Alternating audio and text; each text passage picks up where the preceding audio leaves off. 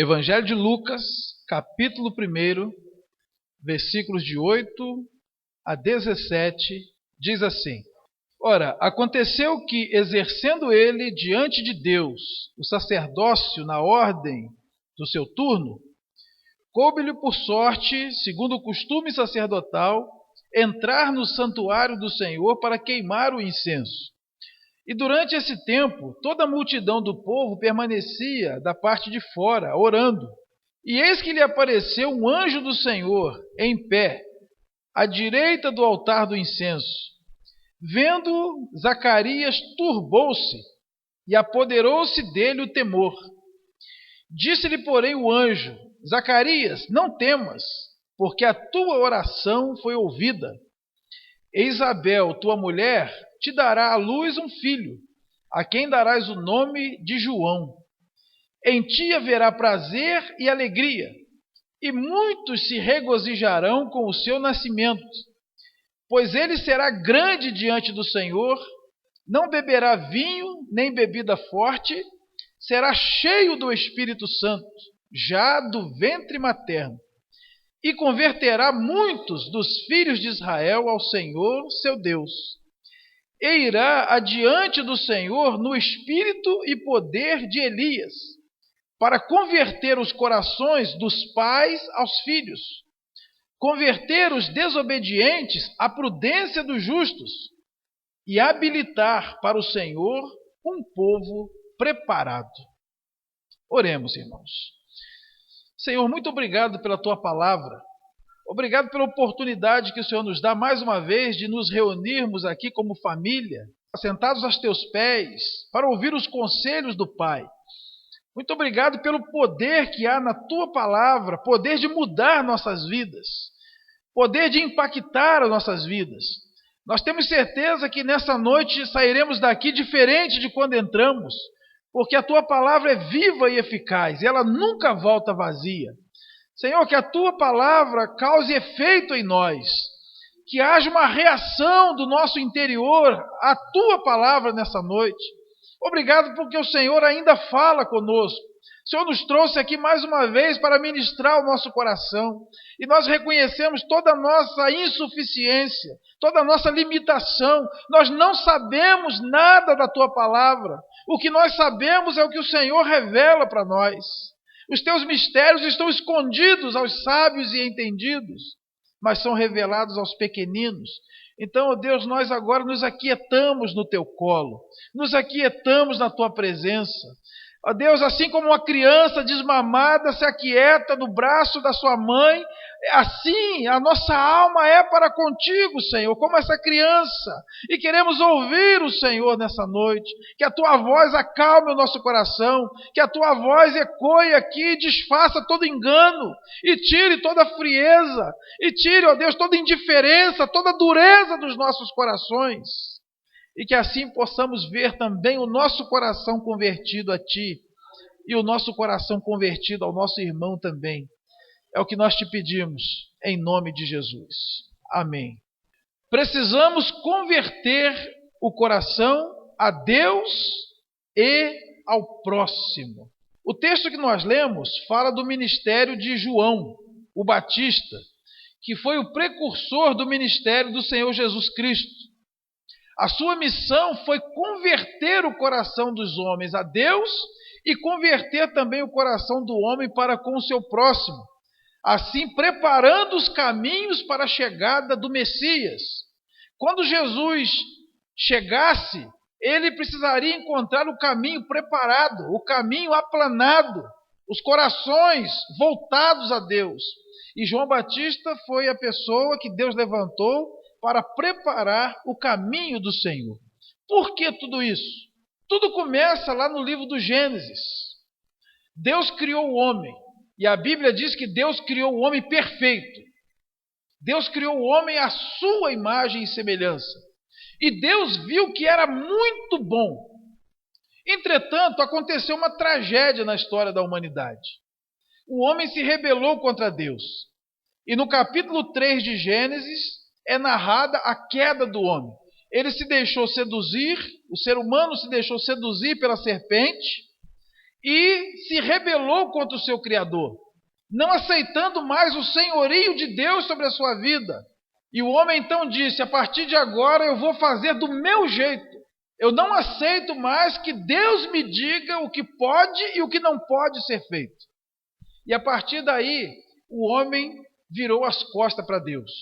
Ato contínuo, ele foi expulso do paraíso.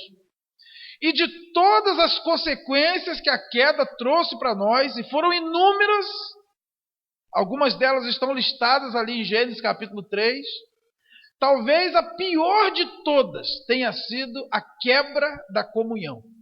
O pecado quebrou a nossa comunhão, quebrou o nosso relacionamento com Deus e também com o nosso próximo. Depois do pecado, de Deus nós passamos a ter medo.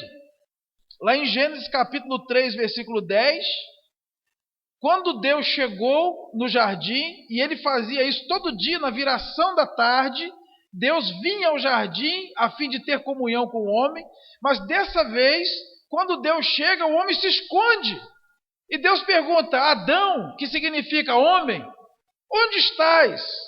E o homem responde: Senhor, nós ouvimos a tua voz no jardim, nós tivemos medo e nos escondemos. Aquele relacionamento perfeito de amizade, de harmonia, de Deus se aproximar do jardim para encontrar com o homem, aquele momento de alegria do homem com Deus, se perdeu. E o homem, depois do pecado, passa a ter medo de Deus. E Deus pergunta ao homem: o que você fez? E o homem então vira para a mulher e diz: a mulher que tu me deste, ela me enganou e eu pequei. Eu comi do fruto que o Senhor havia proibido.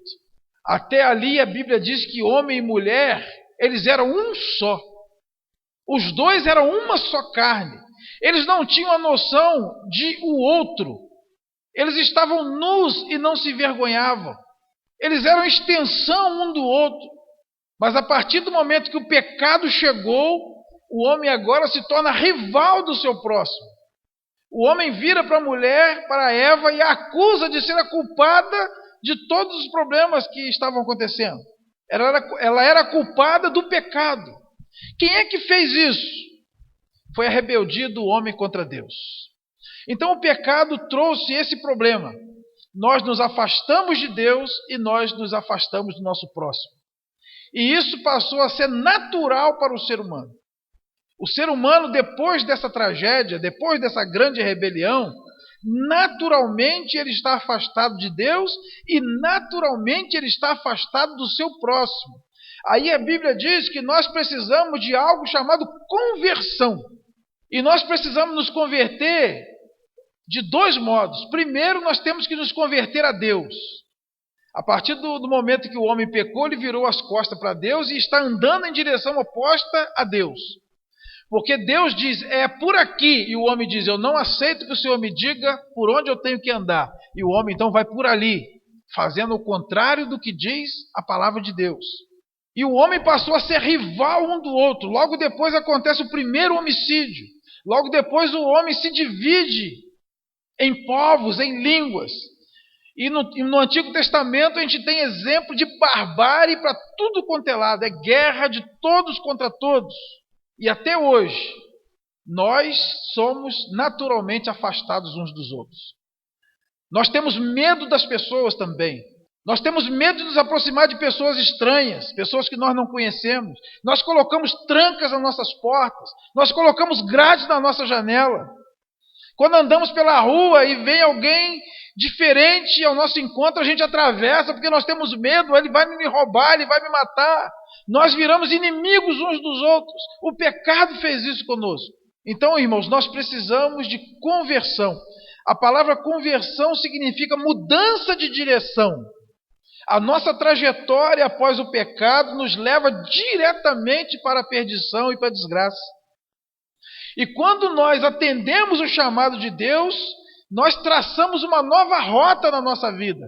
Tanto em relação a Deus, nós que andávamos para longe de Deus, nós damos uma reviravolta e passamos a andar para perto de Deus.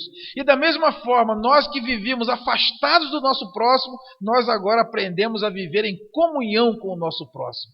É somente a conversão que pode nos proporcionar isso. A conversão é algo que acontece logo após o arrependimento. Quando Deus nos faz o convite, e o convite de Deus arde no nosso coração e a gente diz sim a Deus, acontece algo chamado arrependimento. Arrependimento no grego é metanoia, é mudança de mente, é mudança de ideia. Eu passo agora a concordar com Deus naquilo que antes eu não concordava. E a partir do momento que há essa mudança na minha mente, precisa haver uma mudança em todo o meu ser, que é a conversão. Se eu mudei de ideia, obviamente eu vou mudar também o rumo da minha vida. Então eu dou uma guinada de 180 graus e passo a caminhar na direção que Deus estipulou para que eu caminhasse. E nós precisamos urgentemente dessa conversão. Conversão, nós precisamos dela toda vez que nossos caminhos estiverem nos levando para longe da presença de Deus. E cada vez que nossos caminhos estiverem nos levando para longe do coração do nosso próximo. Então nós vamos caminhar nessa noite sobre alguns aspectos dessa palavra chamada conversão e de como ela faz parte, precisa fazer parte da nossa vida no dia a dia. A primeira coisa que eu quero compartilhar com os irmãos é que nós precisamos de fato converter o nosso coração a Deus. Vamos abrir em Atos, capítulo 3, versículo 19. Está escrito: arrependei-vos, pois, e convertei-vos, para serem cancelados os vossos pecados. A mensagem de arrependimento estava na boca de João Batista. Nós vemos lá em Mateus capítulo 3, versículo 2, João Batista diz: arrependei-vos, porque está próximo o reino de Deus. Depois nós vemos a mensagem de arrependimento na boca de Jesus. Lá em Mateus 4,17, Jesus diz: arrependei-vos, porque é chegado o reino de Deus sobre vós. Nós vemos a mensagem de arrependimento na boca dos apóstolos. Lá em Atos 2,38, Pedro diz: arrependei-vos e cada um seja batizado em nome de Jesus para a remissão dos vossos pecados. E nós vemos a mensagem de arrependimento na boca da igreja de Atos. No texto que nós lemos, a igreja proclamava: arrependei-vos e convertei-vos, para que sejam cancelados os vossos pecados. Nós precisamos converter o nosso coração a Deus. É uma verdade bíblica.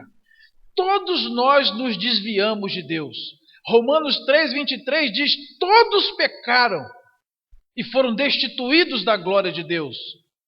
Caminharam para longe da glória de Deus. E precisamos agora nos converter e voltarmos para a presença de Deus. Como raça, todos nós estávamos lá no jardim do Éden. Nós estávamos lá junto com Adão. Porque ali não foram duas pessoas que pecaram, ali uma raça pecou. E se você é humano, você estava ali com Adão e você pecou contra Deus. É o pecado original, todos pecaram. E por causa daquele pecado original, a raça humana foi afastada da presença de Deus, que é totalmente santo e não pode conviver com o pecado. E a partir daí, irmãos, a Bíblia narra toda a trajetória de Deus nos tentando trazer de volta. Durante todo esse tempo que o homem esteve afastado, Deus nunca desistiu. Deus levantou o povo de Israel, que foi formado com a única finalidade de anunciar a glória de Deus em toda a terra, para que as pessoas no mundo inteiro soubessem que há um Deus vivo e que ama o ser humano. Depois levantou os profetas, que foram de canto a canto daquela terra anunciando a palavra de Deus e exortando o povo para se voltar a Deus. Deus usa Jesus Cristo, o seu próprio Filho, para pisar na terra e nos falar e nos mostrar o amor de Deus. Deus usa a igreja, que é a união de todas as pessoas em toda a face da terra, que reconhece o senhorio de Jesus, para anunciar também o amor de Deus e trazer as pessoas de volta para Deus. O Espírito Santo está na terra com essa finalidade, para convencer o homem do pecado, da justiça e do juízo. Há toda uma conspiração celestial para que o homem se volte para Deus. Quando nós lemos em Apocalipse capítulo 22, nós podemos testificar que realmente há toda uma conspiração universal para que o homem se volte para Deus. Apocalipse 22, 17 diz assim: o Espírito e a noiva dizem, vem. Aquele que ouve, diga, vem. Aquele que tem sede, venha. E quem quiser, receba de graça da água da vida. O Espírito convida, a noiva convida, o crente convida. Os céus proclamam a glória de Deus, o firmamento anuncia as obras das suas mãos. Está em Salmo 19. Romanos capítulo 1 diz, as coisas visíveis dão testemunho das coisas invisíveis. Tudo parece clamar, vocês precisam de Deus, o homem precisa de Deus, voltem para Deus, se convertam a Deus. Que a única maneira de nós nos encontrarmos como pessoas, como seres, é nos voltarmos para Deus e voltarmos a andar juntos com Ele, a contemplá-lo face a face. Quanto mais nos afastamos de Deus, mais viramos uma caricatura grotesca daquela imagem e semelhança que Deus nos criou. E quanto mais nos aproximamos dele, nós vamos sendo transformados de glória em glória, para que sejamos conforme a imagem do seu Filho Jesus. Convertei-vos a Deus, querido. Você está afastado de Deus, se converta a Deus. Faça uma curva na sua vida. Quando o motorista está dirigindo um carro por uma estrada e ele faz uma conversão, significa que ele abandonou aquela estrada e agora está andando em outro caminho. Seja uma conversão à direita, seja uma conversão à esquerda, é outro caminho, é outra história, é outra vida. Aquela estrada velha passou, tem que ficar para trás. Deus nos chama a uma conversão, a uma mudança de direção. Qual é o rumo que a nossa vida está tomando, queridos? Para onde está indo a nossa vida? Precisamos nos converter ao Deus vivo, o nosso Criador. Esse é o primeiro ato de conversão que nós precisamos ter, e precisamos ter com urgência. O segundo aspecto dessa conversão, irmãos, está nesse texto que nós lemos, Lucas, capítulo 1, no versículo 17. Aqui diz que João Batista irá adiante do Senhor no espírito e poder de Elias, para converter os corações dos pais aos filhos, converter os desobedientes à prudência dos justos e habilitar para o Senhor um povo preparado. Deus deseja, irmãos, converter o nosso coração de um ao outro. O que aconteceu? O pecado separou o ser humano uns dos outros. Nós agora não confiamos em ninguém. Nós agora competimos com todo mundo. Nós agora temos o homem como se fosse nosso inimigo. E nós precisamos voltar o nosso coração, voltar a amar o nosso próximo. A Bíblia diz, amarás ao Senhor teu Deus de todo o teu coração, de toda a tua alma, de todo o teu entendimento. E amarás ao teu próximo como a ti mesmo. Essa é a segunda parte da conversão que nós precisamos ter. Até porque uma conversão está intimamente relacionada à outra. E aqui diz, irmãos, inclusive na família, nós precisamos converter o nosso coração um ao outro. Talvez haja pessoas aqui nessa noite que precisam se converter ao outro. Às vezes acontecem alguns episódios que nos afastam, algumas decepções, algumas traições, alguns atos impensados, e nós machucamos as pessoas, nós ofendemos as pessoas, e as pessoas se afastam de nós. João Batista, ele pregou como precursor de Cristo, dizendo que os corações precisavam ser convertidos um ao outro. E o papel da igreja não é diferente do papel de João Batista. Nós também somos precursores do reino de Deus. Nós anunciamos a chegada de Jesus. Nós anunciamos o reino de Deus na sua vida. Nós precisamos nos converter uns aos outros. Nós não temos o direito de ser de ficar de mal com o nosso semelhante, de termos ódio do nosso semelhante, seja o que for que ele tenha nos feito. Porque, irmãos, pode ter sido uma coisa horrível que o nosso próximo nos fez, mas não chega aos pés do que nós fizemos com Jesus. E Jesus virou para Deus e disse assim: Pai, perdoa, porque eles não sabem o que fazem. Talvez haja aqui nessa noite marido e mulher precisando se converter um ao outro, porque a esposa foi ofendida pelo marido, o marido foi ofendido pela esposa, e os corações se afastaram. Talvez haja aqui nessa noite pais e mães precisando se converter a seus filhos, e filhos se converter a seus pais, porque coisas aconteceram que quebrou a comunhão, quebrou a confiança, quebrou a harmonia.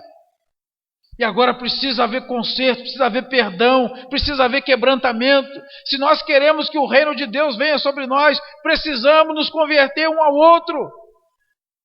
Ainda que a pessoa tenha te roubado, tenha te caluniado, tenha te demitido, tenha te prejudicado, nós precisamos pedir: Deus, me ajuda para que meu coração seja convertido a essa pessoa. Porque eu não tenho direito de viver com a minha comunhão quebrada com quem quer que seja. O Espírito de Deus faz isso. E eu quero convidar você a uma reflexão nessa noite. O que nós estamos esperando para entregar o nosso coração também para o nosso próximo, especialmente para o nosso irmão, especialmente para a nossa família? E aqui tem uma lição para nós pais. Deus converterá o coração dos pais aos filhos.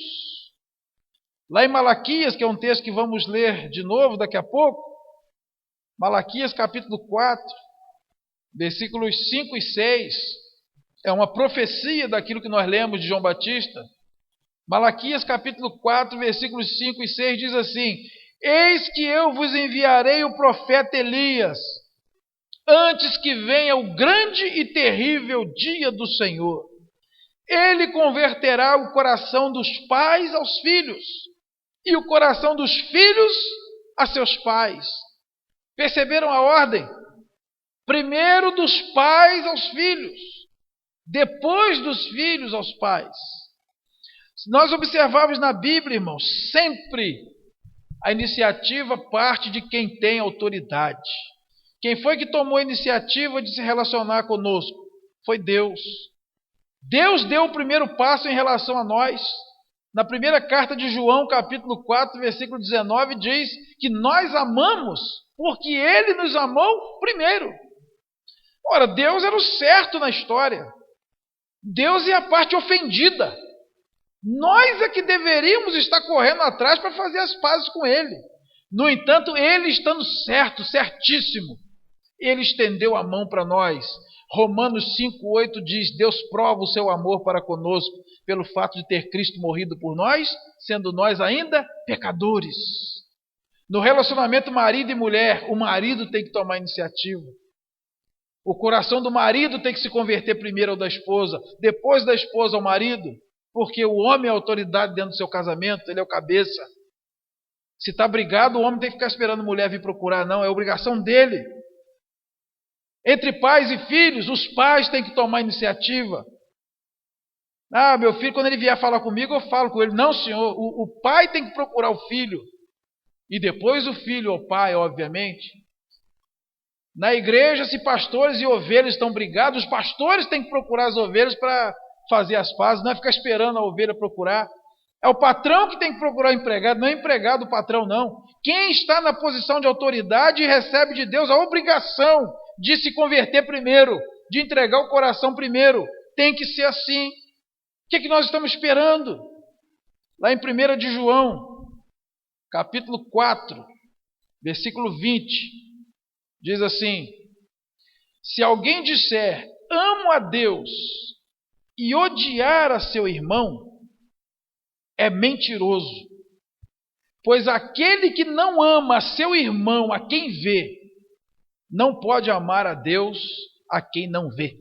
Sendo assim, queridos, a conversão do nosso coração ao nosso próximo influencia diretamente na nossa conversão a Deus. Eu entendo na minha Bíblia que se eu não tenho capacidade de reatar meu relacionamento com o meu próximo, Eu não tenho capacidade de reatar meu relacionamento com Deus. É por isso que qualquer relacionamento nosso com Deus fica rompido, interrompido, se a comunhão com o próximo quebra. A Bíblia diz que se marido e mulher estiverem brigados, as orações se interrompem. A Bíblia diz que se alguém trouxer uma oferta ao altar de Deus e lembrar que alguém tem queixa contra ele, não pode ofertar. Tem que separar aquela oferta e ir lá primeiro se reconciliar para depois trazer a oferta. Então, com que direito nós achamos que podemos nos converter a Deus, resolver nosso problema com Ele e vivemos com a comunhão quebrada com as pessoas? Pai e filho em pé de guerra, marido e mulher em pé de guerra, vizinhos em pé de guerra, colegas de trabalho em pé de guerra. O Espírito do Senhor veio sobre nós para promover uma reconciliação completa. Homem com Deus, homem com homem. Não dá para ser diferente, irmãos. Porque se nós não assumirmos essa responsabilidade, essa postura, o que vai sobrar para nós é o que está escrito em Malaquias capítulo 4, versículo 6, no final. A consequência da falta de conversão, seja a Deus, seja ao próximo, é a maldição. Malaquias capítulo 4, versículo 6. Ele converterá o coração dos pais aos filhos e o coração dos filhos aos pais, para que eu não venha e fira a terra com maldição. Se nós estamos com o relacionamento quebrado com Deus, o que resta para nós é a maldição. Óbvio, porque o único capaz de nos abençoar é Deus. Se eu não me converti a Ele, se eu estou afastado dEle, só sobra para mim a maldição. Agora, se eu também não me converto ao meu próximo, se eu não me reconcilio com ele, se eu não ofereço perdão a ele, se eu não peço perdão a ele, a Bíblia diz que Deus vem e fere a nossa terra com maldição. Maldição no hebraico é kalal, no grego é anátema. Significa praga, desgraça, desprezo, infortúnio. Quando o coração de um não é convertido ao outro, quando a comunhão está quebrada, o que sobra é a desgraça. Desgraça na igreja, desgraça na família, desgraça na vizinhança, desgraça no ambiente de trabalho. A terra que nós pisamos é ferida com maldição. É isso que nós queremos para a nossa vida. Nós lemos na nossa Bíblia, lá em Provérbios capítulo 26, versículo 2, que a maldição sem causa, ela não se cumpre. Nenhuma maldição sem causa se cumpre. Toda maldição tem causa. Ou seja, a maldição nada mais é do que consequência das quebras das leis absolutas de Deus que foram instituídas e com as quais Ele rege o universo. A Bíblia fala de várias coisas que trazem maldição para nós. Por exemplo, a Bíblia diz que a idolatria e a feitiçaria traz maldição. A Bíblia diz que o sexo ilícito traz maldição. A Bíblia diz que quem confia no homem e não em Deus é maldito. A Bíblia diz também que roubar nos dízimos e nas ofertas faz com que sejamos amaldiçoados com maldição. Fazer a obra do Senhor relaxadamente traz maldição.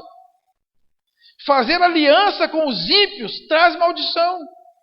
A desobediência, de modo geral, traz maldição. A Bíblia fala muito isso. Com maldição sois amaldiçoados vós, a nação toda, por causa disso, disso, disso e disso. A maldição é consequência da rebeldia, é consequência da desobediência. A maldição está sobre os desobedientes. Jesus Cristo veio trazer a paz, irmãos. Veio nos reconciliar com Deus e com o nosso próximo. Se nós não permitirmos que Ele faça isso em nossa vida, nós vamos atrair para nós todo tipo de maldição. Eu quero nessa noite deixar a oportunidade aqui para você. Se você não se converteu a Deus ainda, a palavra do Senhor diz que você está debaixo da maldição do pecado. E que o caminho que você está trilhando vai te levar diretamente para a perdição eterna. Você precisa se converter, sair dessa estrada, se converter e passar a andar em outra estrada. Uma estrada que vai te levar para a presença de Deus. E eu quero dizer para você também que está com a comunhão quebrada com alguém aqui, você precisa resolver isso hoje. Você precisa resolver isso hoje. Você precisa deixar o Espírito Santo tocar no seu coração. Jesus morreu na cruz para que isso não acontecesse. A cruz simboliza a reconciliação vertical e a reconciliação horizontal. A cruz de Cristo nos reconcilia com Deus e nos reconcilia com o homem. E as duas coisas estão interligadas. Quem não se converte a Deus nunca vai conseguir viver em comunhão com o seu próximo, porque a comunhão é obra do Espírito Santo. Onde não tem o Espírito Santo, não tem comunhão. Só tem competição, ódio, raiva, medo, violência. Mas em contrapartida, se nós não nos convertermos ao nosso próximo, nós também não poderemos nos converter ao nosso Deus, porque o nosso acesso a Ele fica obstruído, impedido. Porque quem está com a comunhão quebrada com qualquer do seu próximo, não tem acesso à presença de Deus. A única oração que Deus vai ouvir nessa situação é a oração que pede perdão. E isso vale para todos nós, irmãos. Todos nós. Nenhum de nós tem direito de ter mágoa, nem reserva, nem ressentimento, nem preconceito com ninguém na face dessa terra. Não importa o mal que as pessoas nos têm feito. Eu quero convidar os irmãos a ficarem de pé.